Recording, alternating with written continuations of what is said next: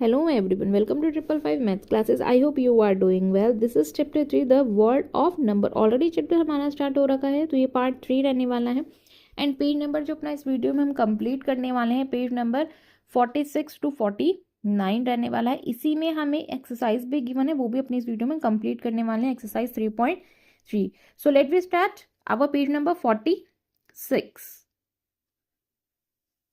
सो इसमें हम देखेंगे filling the space fraction and rational numbers. A society grow more complex, measuring become just important as a counting.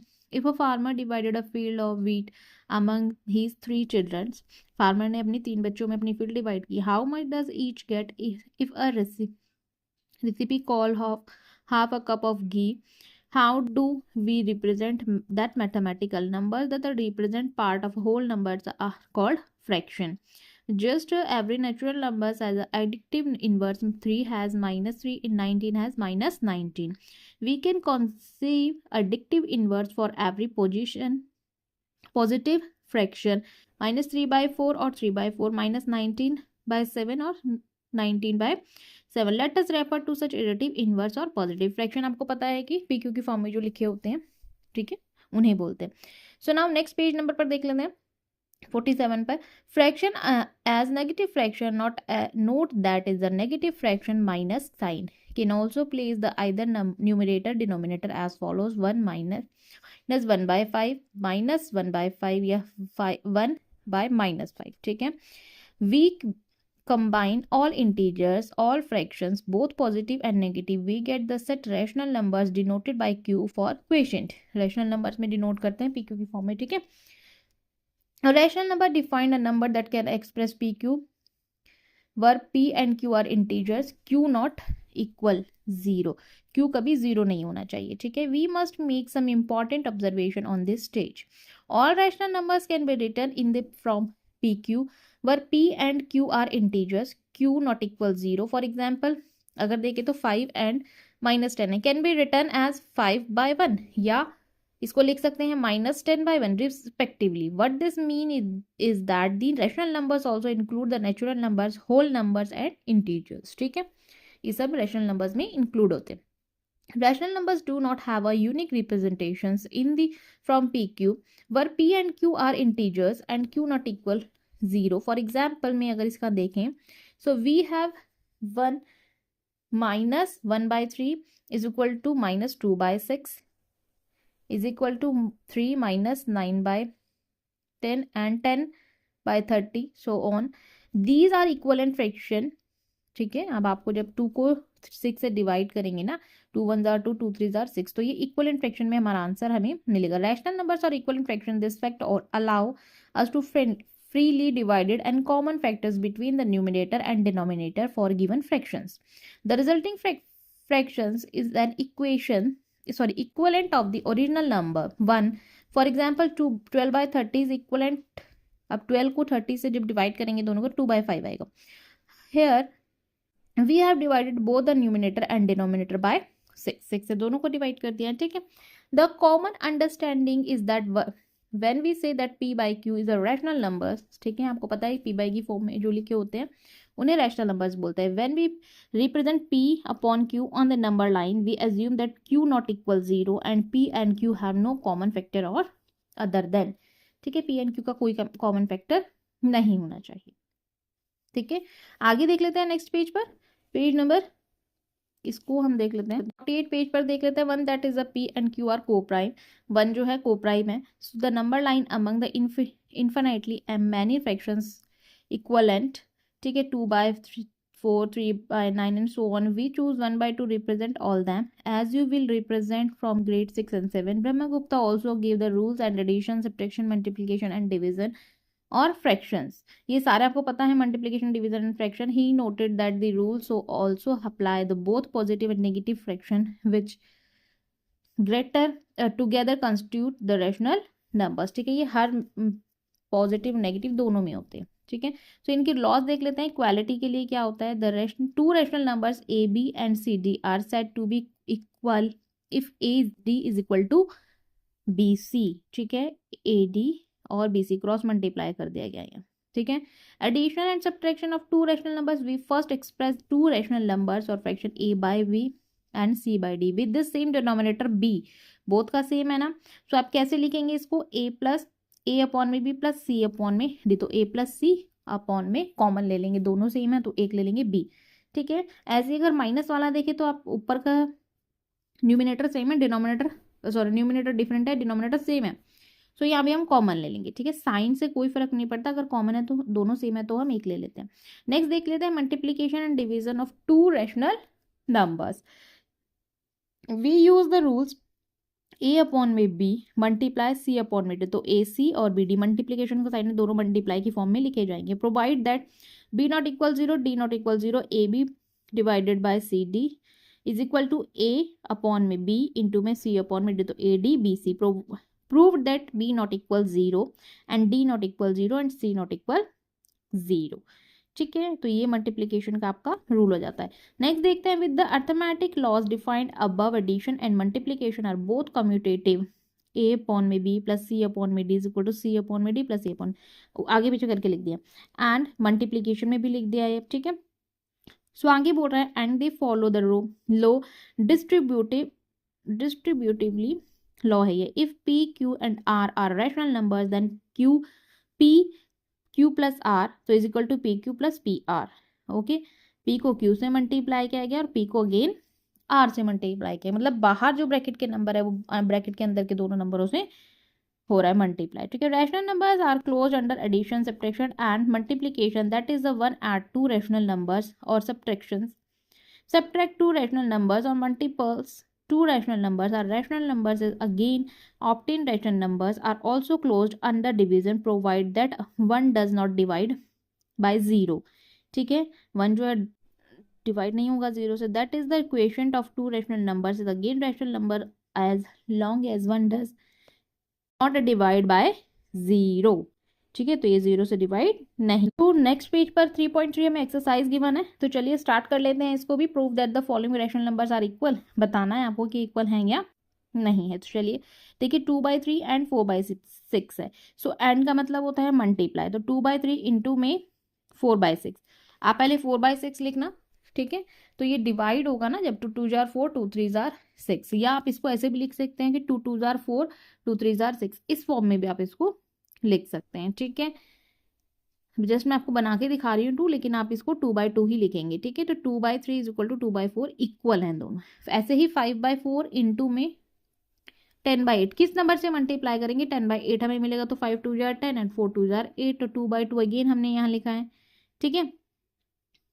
ठीक है, आप divide करके भी देख सकते हैं तो भी सेम ही आ रहा है, और आप मल्टीप्लाई की फॉर्म में 2/2 लिखना चाहें तो वो भी लिख सकते हैं, बोथ आर करेक्ट, ठीक है। ठीक है, जैसे मैंने यहाँ करके दिखाया, तो 3 2 जार 6 आ रहा है, 2 2 जार 4 आ रहा है, तो वो भी बिल्कुल सही है, ठीक है। नेक्स्ट देख लेते हैं इसका, तो थर्ड में है -3/5 एंड -6/10। सो अगेन जब हम यहाँ लिखेंगे तो मल्टीप्लीकेशन का साइन लगाएंगे, 2 को 3 टाइम मल्टीप्लाई करेंगे, 3 2 जार 6 5 2 जार 10 आ जाएगा, ठीक है। तो मतलब ये भी इक्वल है। ऐसे ही नेक्स्ट वाला देख लेते हैं 9/3 एंड 3, यहाँ 3 सिंगल है, ठीक है। तो इनका एलसीएम लेंगे ना, तो 3 1 जार 3, बोथ एलसीएम सेम हो जाएगा, तो 9/3 डिवाइडेड बाय 3/3, एलसीएम सेम कर दिया इन्होंने, ठीक है। तो 3 1 जार 3, तो यहाँ पे 1 हमें मिल जाएगा, ठीक है। Now 9/3 is equal to 3, divide जब आप इसे करोगे तो 3 3 जार 9 होता है, ठीक है। सो यहाँ पर ये 9 आ गया, तो हमारा आंसर 3 आ गया, ओके। नेक्स्ट देख लेते हैं, to find this sum 2/5 plus 3/10। So 2/5 और 3/10 दोनों का एलसीएम लेंगे, 5 2 जार 10, ठीक है। तो 2 इंटू 2 प्लस 3, एलसीएम सेम क्या है ना, इसीलिए लिखा है, ठीक है। सो 2 2 जार 4 और प्लस में 3, तो 4 प्लस 3 इज इक्वल टू 7 है ना, तो 7/10 हो जाएगा। यहाँ मैं देखिए आपको प्रॉपर करके भी दिखा देती हूँ, ठीक है। 3/10 हो गया। सो दोनों का एलसीएम जब आप लोगे तो आप इस टाइप से इसको लिख दोगे, ठीक है। दोनों जो कि 1 1 वाले को लिख के कोई फायदा नहीं है, 1 को मल्टीप्लाई करो तो 1 आएगा, इसलिए मैंने डायरेक्ट 2 वाला लिख दिया, ठीक है। नेक्स्ट है 7/12 प्लस 5/8, इसको देख लेते हैं। तो अगेन यहाँ पर इन दोनों का एलसीएम लेंगे तो 24 आ जाएगा। अब 24 बनाने के लिए हम 12 को 2 टाइम मल्टीप्लाई करेंगे, और 8 3 जार 24 होता है, 2 6 जार 4 जार, एलसीएम निकाल लीजिएगा आप, इस टाइप से करना है। देखिए मैं आपको एक बार बता देती हूँ, ठीक है। सो 3 से डिवाइडेड। अब देखिए फैक्टर्स जो है इनको मल्टीप्लाई करेंगे तो 2 जार 4, 4 3 जार 4 2 जार 8, 8 3 जार 24, इसीलिए 24 लिखा। ठीक है, आप एलसीएम निकाल के भी कर सकते हैं अगर डायरेक्ट नहीं आता तो। सो नाउ अब इसको ओपन फॉर्म में लिखेंगे तो जो एलसीएम है देखिए इस टाइप से आप करेंगे। ठीक है, तो 8 को कितने टाइम मल्टीप्लाई करेंगे 24 मिल जाए। 8 3 जार 24 होता है, बोथ को 3 से मल्टीप्लाई करना पड़ेगा। तो अब यहाँ पे इसको लिखेंगे, आप चाहे तो डायरेक्ट मल्टीप्लाई करके भी लिख सकते हैं, बट मैंने समझाने के लिए आपको ओपनली लिखा हुआ है। ठीक है, तो यहाँ देखिए सब कुछ मैंने लिख दिया है। 7 2 जार 14 होता है, 5 3 जार 15 होता है, दोनों को ऐड किया 29 एंड अपॉन में 24 आ गया। ठीक है, दोनों को ऐड करने के बाद नाउ नेक्स्ट थर्ड वाला पार्ट देख लेते हैं। -4/7 + 3/14, तो अगेन इन दोनों का एलसीएम सेम करेंगे तो 14 आ जाएगा। ठीक है, एलसीएम निकाल के आप चेक कर सकते हैं। प्लस में 3/14 है। ठीक है, यहाँ 1 से और यहाँ 2 से इसको मल्टीप्लाई करेंगे तो 4 माइनस का 4 चलेगा क्योंकि क्वेश्चन में हमें माइनस ऑलरेडी गिवन है। -4 2 जार 8, माइनस का आ जाएगा 8, प्लस में 3 प्लस माइनस बड़े नंबर का साइन -5/14 आपका आंसर यहाँ पर आ जाएगा। ठीक है, बहुत सिंपल से, बस साइन का ध्यान रखना और एलसीएम आपको आना चाहिए बस। ठीक है, और इसमें ज़्यादा इतना कुछ करना हमें नहीं है। नेक्स्ट देख लेते हैं हम इसके बाद question number 3, find the difference. आपको डिफरेंस बताना है 5/6 - 1/4। सो अगेन यहाँ पर हमें एलसीएम लेना है दोनों का। ठीक है, 6 और 4 का आप एलसीएम लेंगे तब हमारे पास 12 आ जाएगा। ठीक है, सो यहाँ पर इसका एलसीएम लेंगे तो 2 3 jar 6, 2 2 jar 4, 2 1 jar and 3 1 jar, 2 2 jar 4, 4 3 jar 12। ठीक है, तो यहाँ पर 12 बनाने के लिए आप मल्टीप्लाई करेंगे, बोथ ऊपर नीचे सेम से करेंगे। ठीक है, एलसीएम सेम करना आपने प्रीवियस क्लास में भी बहुत अच्छे से सीखा है। तो 5 × 2 माइनस में 1 × 3 अपॉन में 12, तो 5 2 जार 10, 3 1 जार 3, साइन माइनस का चलेगा। ठीक है, आप 10 - 3 करेंगे तो 7/12 आ जाएगा। नेक्स्ट देखते हैं 11/8 - 3/4। सो अगेन इनका एलसीएम भी हम सेम करेंगे। ठीक है, तो 3/4 लिख लेते हैं, यहाँ पर एलसीएम सेम कर लेंगे। तो देखिए इस टाइप से एलसीएम लिखेंगे आप। 11 2 जार 11 2 और 3 4, तो 11 2 जार 20, तो 3 4 जार 12 अपॉन में 16 हो जाएगा। तो 22 में से 12 माइनस करेंगे तो 10 आ जाएगा। 10 को जब डिवाइड करेंगे तो ये 2 5 जार 10, 2 8 जार 16। ठीक है, 5/8 हमें आंसर मिल जाएगा। ठीक है, ये हमने डिवाइड इसको कर दिया। नेक्स्ट देख लेते हैं इसका नेक्स्ट पार्ट।